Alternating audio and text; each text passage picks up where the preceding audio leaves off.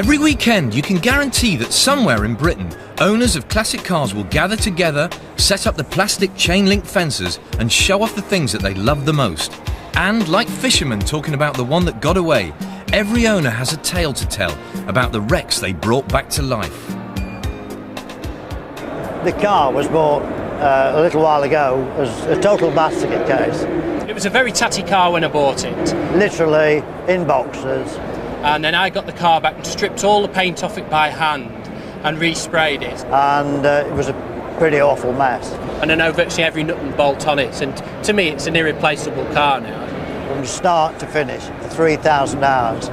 I think it's fair to say that nobody loves classic cars as much as the British enthusiasts. For them, these cars aren't just metal, they are our motoring heritage, and as such should be treated like Chelsea pensioners, smartly turned out, well cared for and worth doffing your cap to.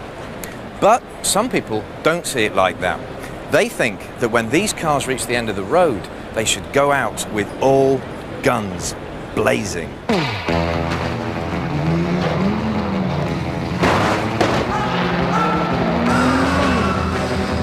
If you're a regular at Goodwood and drive something decked out in chrome and walnut, then you might like to cover your eyes up for this bit. Officially, it's called a contact sport contested by pre-68 cars, and in plain English, that's classic banger racing. This growing form of motorsport involves old cars fighting to the finish, like geriatric gladiators. Well, actually, I was the one that first organised the meeting to start with back 4 years ago. The reason being that the cars were so slow compared with the Granadas that were racing. People were spending a lot of time bringing the old cars to the track and getting obliterated virtually straight away. Stroll through the pits at tonight's race in Birmingham and you'll find this Ford Zodiac limousine, a handful of Austin Farinas, some Mark II Jags and the Banger Bashers' favourite, the Rover P5, all getting ready for one last rumble.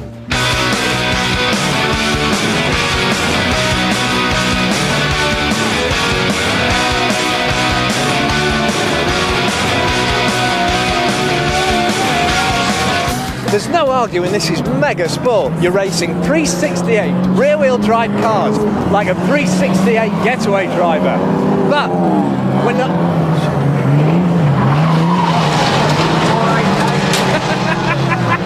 But, as you can imagine, not everybody is happy to see cars like this duelling to the death. Classic car experts argue that since there are only a few thousand Mark II Jags and Rover P5s left, these cars should now be treated as endangered species, and that this kind of panel beating doesn't help one bit. And sadly, even some really rare stuff is ending up on the track. There was a Van Plough which belonged to Winston Churchill, which I think was pitiful. You are joking. No, it certainly did. We were absolutely shocked that somebody should bang race that. It's just wanton destruction.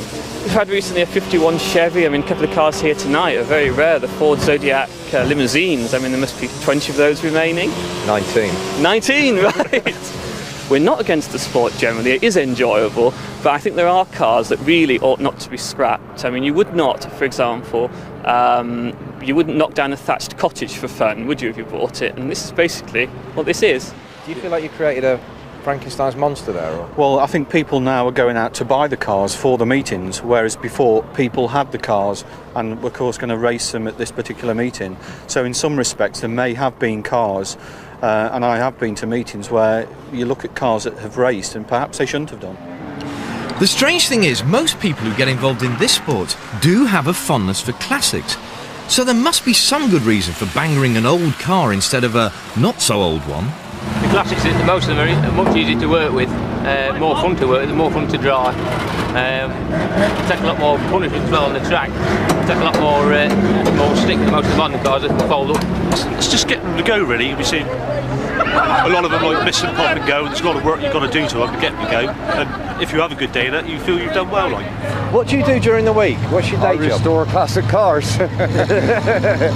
So when you're in the car going around the track, you don't think, oh, I could knock this one back into shape or anything? No. No emotion about it? No, I'm doing my level best to knock it out of shape. By the end of the night, the classic car world was down by another 20-odd motors. The racers have a fair point, arguing that these cars are so knackered to start with, it would cost just too much to restore them. So why not send them out in a blaze of glory? But still, there is something sad about seeing the car your dad drove being pushed into the ring like some old prize fighter who should have thrown in the towel years ago. These classic car people, they may have a point, but look on the good side. Just think, in 20 years, they'll be down there smashing up Volvo 440s, Nissan Almeras, Nissan Sunnies, Deus, Hyundai Sonatas, Peugeot 309s, all the beige ones.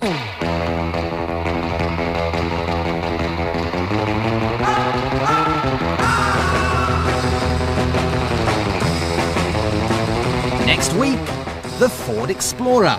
At last, the world's best-selling 4x4 finally comes to Britain.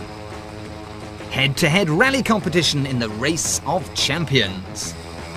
And why scooters have become dead trendy again.